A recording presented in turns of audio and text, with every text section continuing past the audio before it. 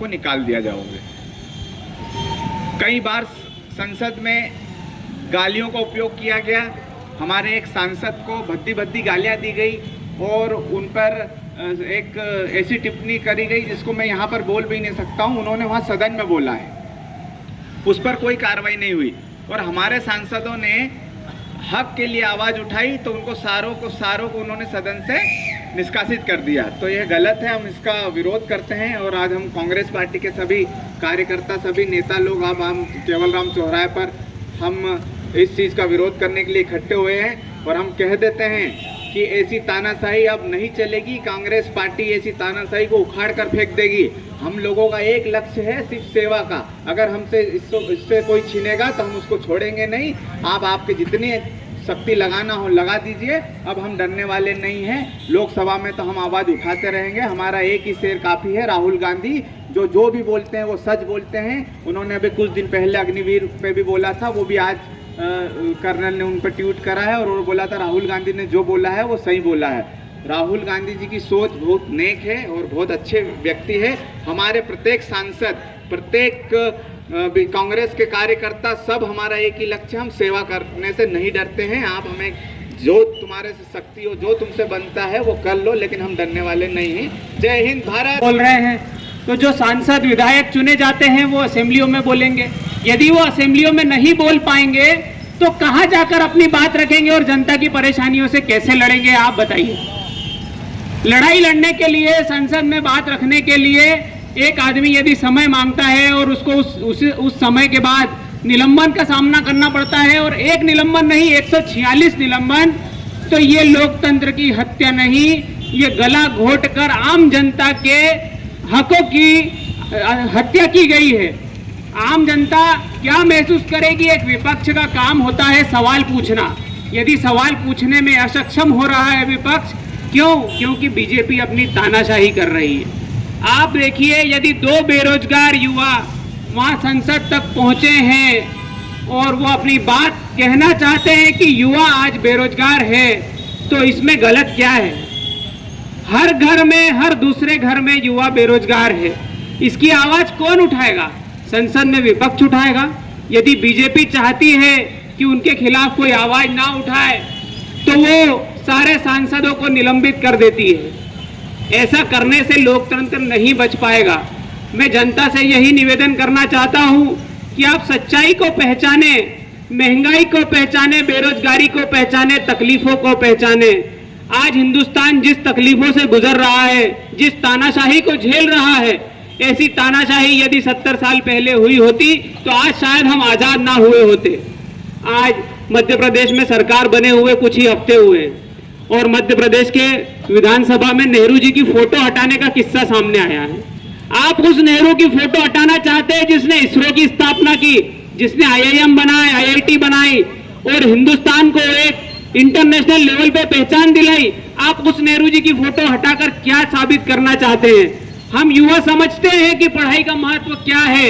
आप बीजेपी वाले हम युवाओं को बेरोजगार करना चाहते हैं। बेरोजगार इसलिए करना चाहते हैं कि हम सिर्फ एक झंडा उठाकर आपकी बटन दबाते रहे, ऐसा नहीं होगा।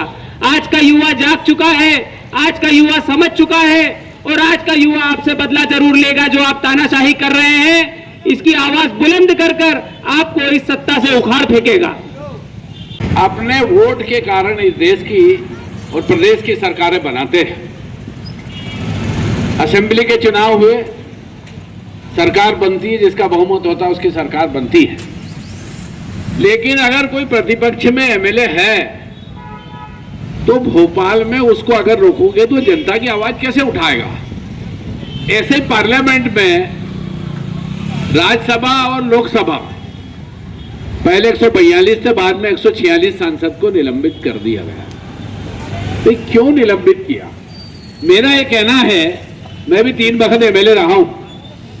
लोकसभा विधानसभा की कार्रवाई में कोई नियम कानून सब एक जैसे ही रहते हैं। उनको वार्निंग देना था, हाउस को 2-3 वक्त स्थगित करना था, लेकिन इतना कड़ा रवैया नहीं होना था। उस कड़े रवैया की हम यहाँ आलोचना करते हैं कि ऐसा नहीं करना था। आदरणीय दोस्तों, ये बताएं कि मेरे से भी पूछा पत्रकारों ने भाई हिटलर तो एक व्यक्ति था। तानाशाही शब्द जो है, मैंने कहा कि जब से देश आजाद हुआ, देश आजादी के इतिहास में 146 मेंबर ऑफ पार्लियामेंट कभी निलंबित नहीं हुए।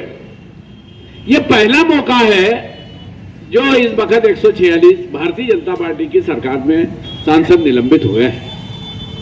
अरे भाई, जनता उसको निर्वाचित करके भेजते हैं। राज्यसभा के लोगों को एमएलए, एमपी बहुत सारे लोग वोट देते हैं।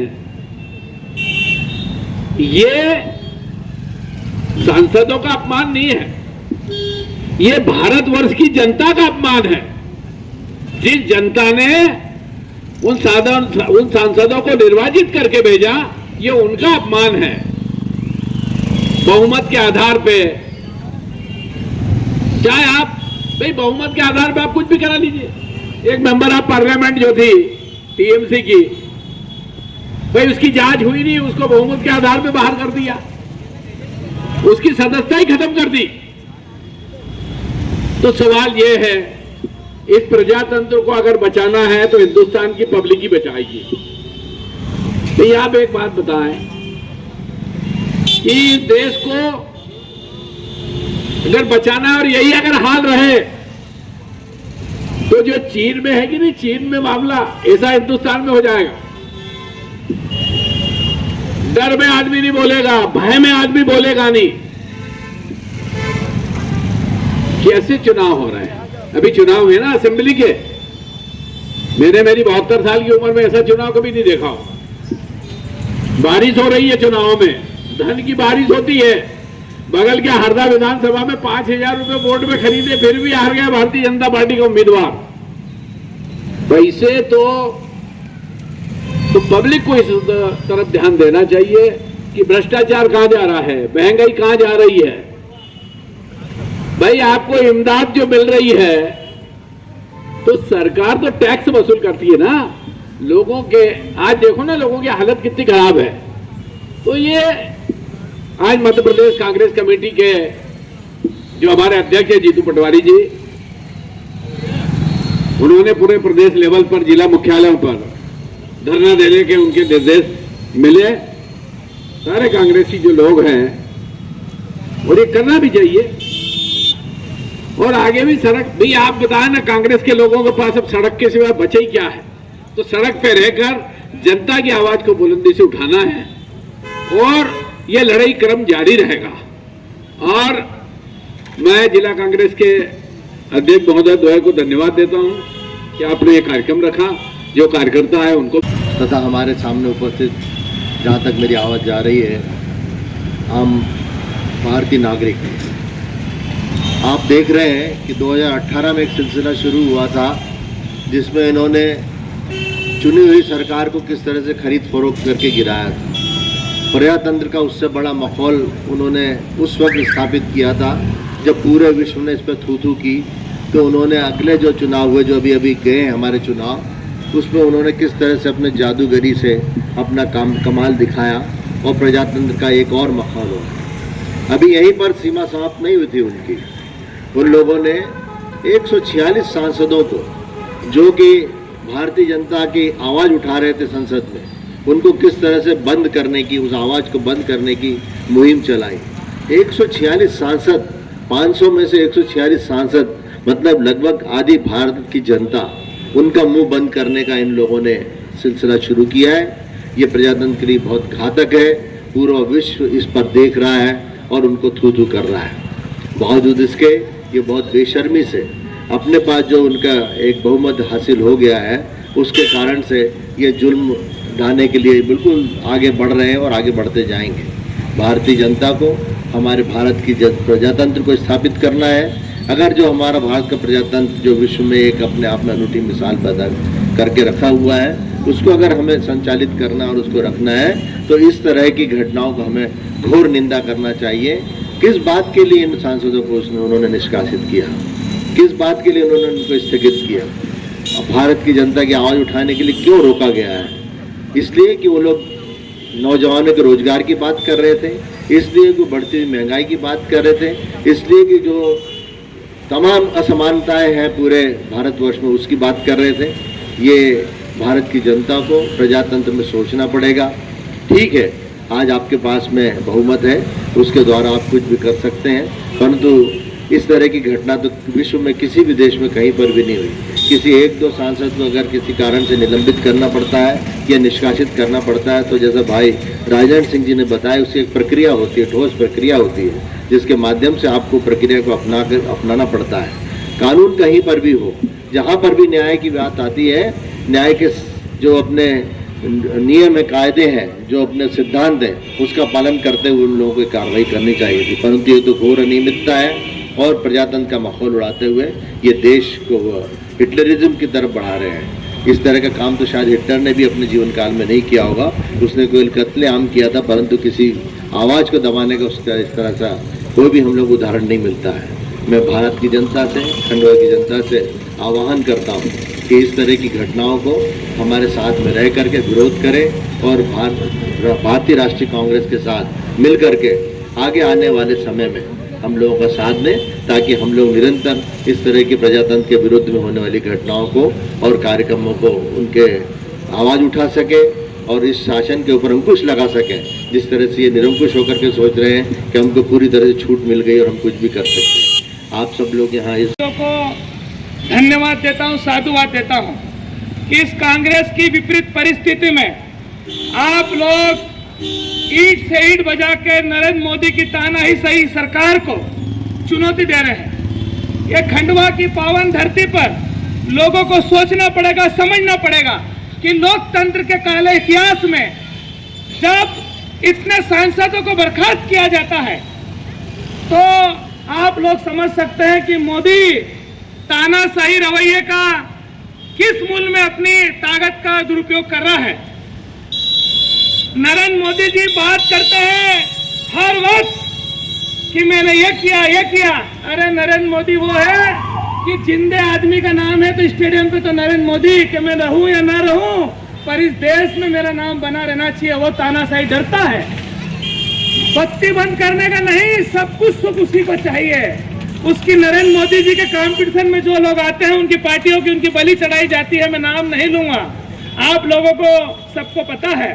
रमन सिंह देख लो, वसुंधरा जी को देख लो, हमारे मामा शिवराज झूठे को देख लो, तो ये नरेंद्र मोदी के कॉम्पिटिटर थे। उनका शीश अमित शाह जी को प्रधानमंत्री बनना उन्होंने 10 साल पहले का सोच लिया, पर इस बार देश की जनता जान चुकी है, देश की जनता ने ठाना है कि नरेंद्र मोदी जी आपकी तानाशाही से लोग पक चुके हैं, परेशान हो चुके हैं। जब सांसद को आप बर्खास्त कर रहे हो तो सोचो वो सांसद आपकी लहर में जीत के आए, तो उस लहर में आपको चुनौती देते उनको बर्खास्त करना चाहते हैं।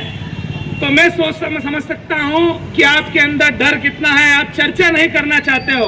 लोकतंत्र के उस मंदिर में संसद का क्या महत्व होता है कि अपनी प्रदेश, अपनी लोकसभा क्षेत्र की बात रखे, पर अपना सांसद सुनना ही नहीं चाहता। अपने सांसद को सुनना ही बंद कर दिया। जो नरेंद्र मोदी बोले, अमित शाह बोले, वही सही है। देश की जनता क्या बोल रही है वो सुनने के लिए बंद है। नरेंद्र मोदी जी, ऐसी कौन सी दिक्कत आ गई थी जो आपने लाल किला बेच दिया, आपने एयरपोर्टों की नीलामी कर दी, आपने अडानी जैसे व्यक्ति पर दाव लगाकर देश पर संकट ला खड़ा कर दिया। राहुल गांधी जी चिल्ला चिल्ला के थक गए, पर आपने उनको भी हटा दिया था। पर देखो, कानून इस देश का आज भी है। राहुल जी वापस संसद में आ फिर मुकाबला कर रहे हैं। राहुल जी वो परिवार के साथी हैं जिन्होंने उनके परिवार के प्रधानमंत्री का पद क्या होता है वो उनकी माता राम ने छोड़ा है। राष्ट्रीय अध्यक्ष पद कर रहे और उनकी हार उन्होंने पद छोड़ा है। तो त्याग, तपस्या वो क्या होती है, वो राहुल गांधी जी ने जो बताई है।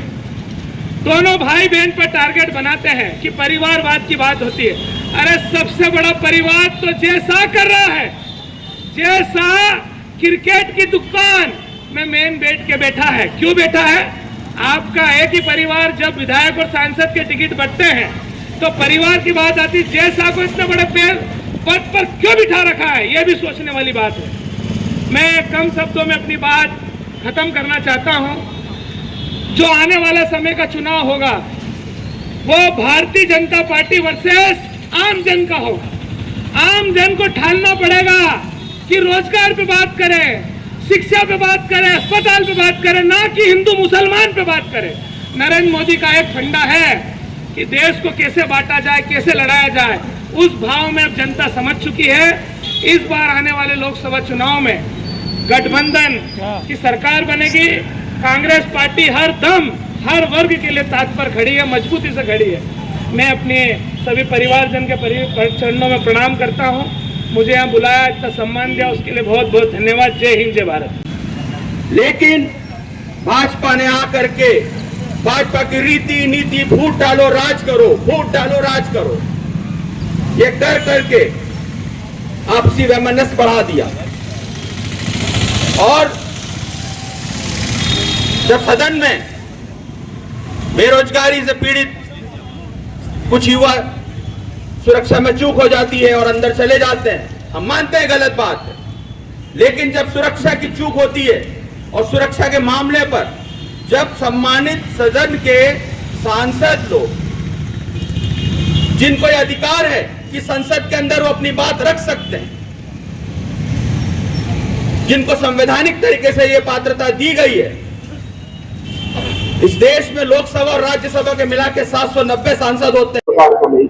भारतीय जनता पार्टी का शासन जिस तरह से पूरे हिंदुस्तान भर में प्रजातंत्र का माहौल उड़ा रहा है और ये पूरे देश को वो हिटलरशाही की तरफ ले जाना चाहते हैं, उसका एक उदाहरण जो उन्होंने प्रस्तुत किया है। हमारी जो भारत की सर्वोच्च वैधानिक संस्था संसद है, इसमें जो चुने हुए प्रतिनिधि रहते हैं, 142 सांसद, अर्थात आधा हिंदुस्तान को उन्होंने संसद से बाहर कर दिया है। ये बहुत ही शर्मनाक घटना है। इससे पहले भी ये लोग विधायकों की, सांसदों की खरीद फरोख्त करते पाए गए और आज उन्होंने ये सोच लिया है कि हम लोग कोई भी बातचीत अगर उठाना है तो संसद में न उठाए, उनको बाहर कर दिया जाए। इस तरह से ये बगैर किसी भी बहस के अपने हिसाब से अपने कानून पास करना चाहते हैं, इसलिए इन्होंने कदम उठाया है, जो बहुत शर्मनाक घटना है। भारत के अंदर डेमोक्रेसी समाप्त। इन्हें आप एक बात बता रहे हैं कि प्रजातंत्र में प्रजा मालिक होती है और जो मालिक होती है वही सांसदों का निर्वाचन करके उनको भेजती है। सांसद लोग अगर पार्लियामेंट में नहीं अगर बोलेंगे तो कहाँ बोलेंगे? बात ये है, उनको वार्निंग देना था, हाउस एडजॉर्न करना था, लेकिन जो ये निर्णय हुआ है ये भारत के लोकतंत्र के स्वास्थ्य के लिए बहुत खराब है और आने वाले समय में ऐसा लगता है कि लोकतंत्र बचेगा कि नहीं बचेगा। अब मेरे पास तो ये तानाशाही शब्द भी बोलना कोई बेहतर नहीं होगा, इसके लिए कोई शब्द ही नहीं है कि क्या कहा जाए।